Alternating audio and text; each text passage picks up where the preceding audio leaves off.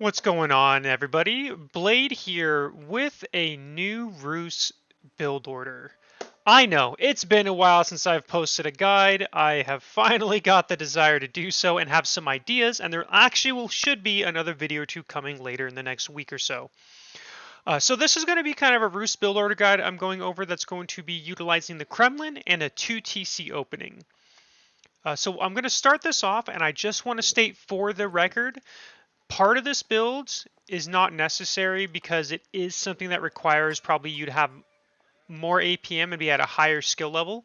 So you're going to notice these two villagers. I sent two villagers immediately, and that's because I'm going to be chopping through, placing hunting cabin about here, and they're both going to be worth 50 to 60 gold per minute, somewhere between there. This is not necessary for the build order. I just want to really put that out there that you don't have to do this. You can just remove this portion and do a normal opening if you want, which I guess I'll pause and just say a normal opening would be two villagers make a hunting cabin, one makes a house, and then they both go to the lumber camp after that. And then you can make 3 scouts. Or if you wanted to, you could do a very similar opening that I'm doing where you put 2 villagers on wood, you send 1 villager to make a hunting cabin here, and then another one to make a hunting cabin here, and then you do have to gather 50 wood so that you can afford a house as well. So those are 2 alternate ways. Otherwise, what this build order that I'm doing is 2 villagers go to chop through, 2 on wood, because again you need to gather about 50 so you can get 2 hunting cabins and a house, and then the rest go to food. And you will only have 2 scouts with the version I'm going over. I really wanted to go over that because if you are of a lower skill level, this is not worth your time to learn what I'm doing right here, the chop through method. It is not worth it. But if you're at a higher level, you know, even diamond, low conqueror, then I think this is a very good build order to do. So the general purpose is you get 2 hunting cabins, you get and then you'll just kind of advance at normal, and you're going to go for a semi-fast TC. The second TC should be able to be started at about 6:30 to 7 minutes, which is later than the other Roos build order I have for second TC, but I think this one is a lot better for a few reasons. One, you get a lot of gold, so you can get all your eco upgrades really quickly. Like you can get them almost the moment you hit Feudal Age.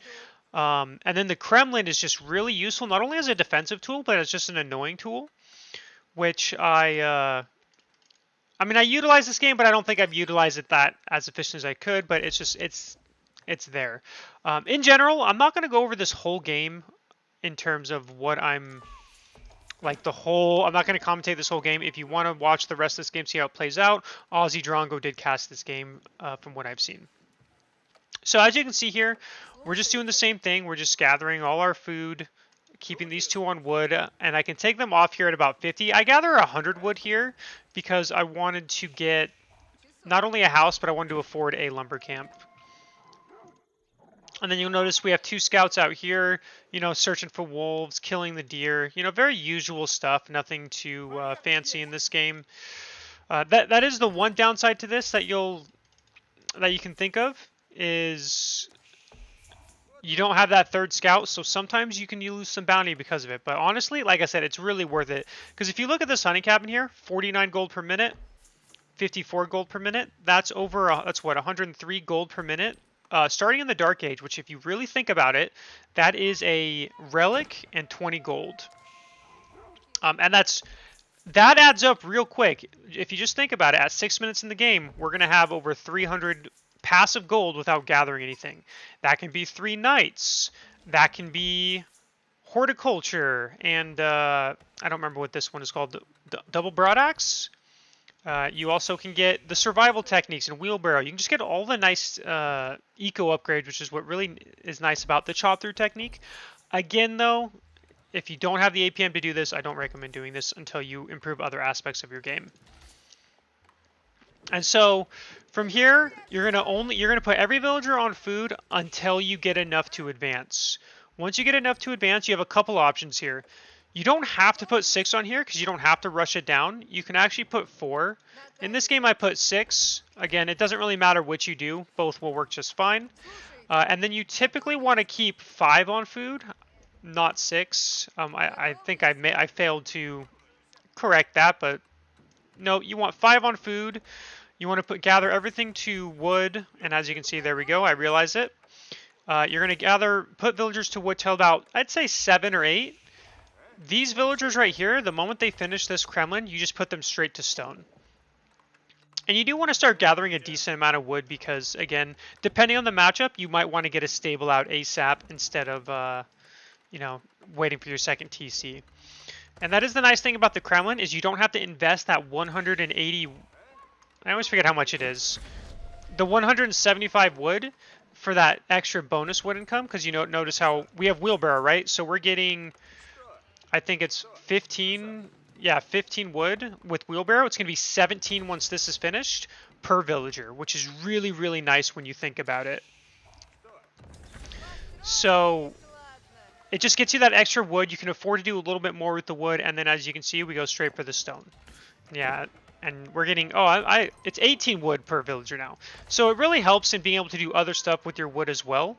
And for those who are unaware, I actually was not a Kremlin believer until really recently, and I'd say the Golden League 2 tournament is what really kind of solidified my love for the Kremlin at this point, to where I prefer it over the Golden Gate most of the time now. And most of the time when it comes to this build for your second TC, it's just the stone gather rate that you're waiting on, not the wood. And since I am playing against Malians, I did want to get Knights out ASAP to try to deny him from stealing my food. But I don't know if that's the best way to play this, but that was my thought process in here. And then you can see here, since we got tier 2 bounty, we got 55 gold per minute on one cabin, 61 on the other. And then we have a knight, and look at this, we have 330 gold in the bank, and we haven't gathered a single bit of gold. So that's, again, just the real benefit to being able to do this. But again, it is not necessary for this build. And then as you can see, we're just kind of gathering our wood and stone and going from there.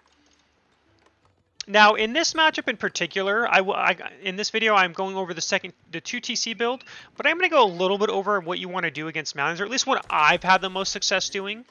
For starters, in a bunch of my practice games, and, well, not practice games, I guess in tournament games and stuff, I would say I think it is better to go spears over a quick knight against Malians because he can still grab your deer even with knights out. But you want to go spears so that you can protect your town center when you're building it so that he can't kill your villagers with the warrior knights if he scouts it. Knights don't kill these very fast. It does take quite a while, so they can focus on the villagers building the town center and end up killing you, or not killing you, but killing villagers even though you have a knight or two to protect them. And then as you can see here, again, I just want to keep pointing it out a few times. Notice how we've already, we get this very soon, but we're getting horticulture already. Even though in reality you don't need it this early because it only works for farms, but I got it because I had extra gold and I didn't see the point not to. But I should have got double broadaxe sooner as well. And then that's just kind of to show you just how little these do, right? The warrior scouts heal so quickly that he can just run off and, you know, he could have killed this knight with all these, and he wouldn't have lost a single warrior scout so long as he pulled back. I mean, it's already back to 50 health almost, and it was down to very low. So that's why I don't think the knights is the best way. I think spearman is your best chance. But this is kind of a nice thing about the Kremlin, right? You can add in some militia to assist when needed. And then we've got our second TC building. And then from here, in this matchup in particular, since I've kind of gone over the 2 TC build order, you generally want to be somewhat aggressive in the Feudal Age. You do want to just keep track of what your opponent is doing. Is your opponent going fast castle, then you want to be aggressive. If your opponent is doing feudal aggression themselves, then you don't necessarily have to be super aggressive. In this game, I'd choose the aggressive route anyway. And I'm going to kind of start fast forwarding now. We have our second TC build, or our TC done. You do generally want this on a food source. A boar is not a bad idea as well. But sometimes, you know, when it's so far, depending on the matchup, you know, it can be risky to do this. So sometimes it's better to just do it on a hunt, and then later on in the game, just build a wooden fortress, a hunting cabin, and then just take the boar then. That's kind of just generally how I view it. A lot of the times, building a second TC on a board just doesn't seem worth it, or it seems kind of like a hassle at times. So we're just going to kind of fast forward here a little bit. I'm not going to go over this whole game. I'm just going to kind of showcase some of the things I do, and the reason why I built this is to try to stop him from taking my deer, though to be honest, he could have taken the deer and I wouldn't be able to do anything about it if he'd done it in the Feudal Age, so it might be a little late now. And this is where scouting comes really into play here. You'll notice I do use the scout to scout quite a bit to verify that he's not, that he's making units and not going fast castle. And then from here, what you want to do, if you see your opponent doing something like Sofa's Warrior Scouts, or Sofa Warrior Scout / Donzos, you kind of want to go. The best composition is going to be Archer Spear, but you can also do Archer Spear Knight, which is kind of what I do. And I say Archer Spear because he has no way to counter the Spearmen, right? Donzos don't counter Spearmen. So as long as you micro correctly, your Spearmen can take out, the Sofas and whatnot, and then your Archers can take out his Donzos. As you can see here, we're moving out with Archer Spear. This is where, again, I did do a video over scouting, and I kind of want to just go over why this is a perfect example of a mistake that even players like me make. Is if I had scouted a little bit more efficiently, I would have noticed I probably can't be attacking right now. His army's too big. And even with the spearmen, like I had 7 spearmen, but again, he does have enough Donzos to counteract it and enough, cavalry as well. And he's got enough, he's got 12 hardened Donzos, right? Which he had more that do counter 6 knights. So it's always kind of stuff to think about, and this game just kind of becomes a slugfest in a way. We just kind of battle out in the Feudal Age for quite a bit. He attacks, we hold him off, and then we counterattack, and this is kind of just how this game goes, and it's just because we both were just kind of trying to kill each other. That's just how we do in this game. And I do like aggression in this matchup as Rus. I don't think you want to just sit on your butt and do nothing. Though I don't think... but you do want to watch out for overcommitting, because imagine if he cleans up this army, I don't get away with it. I can just be in a lot of trouble. He could counterattack to kill me, or he can safely go Castle Age. At this point, the game is like so even that I can't really commit to Castle Age, or I could go to Castle Age, which I think is what I'm going to do shortly, but one large mistake could be, could cost me the game. If I lose my whole army, it could be GG, because he can just go Castle Age and then I have to remake my army or he kills me. Stuff like that.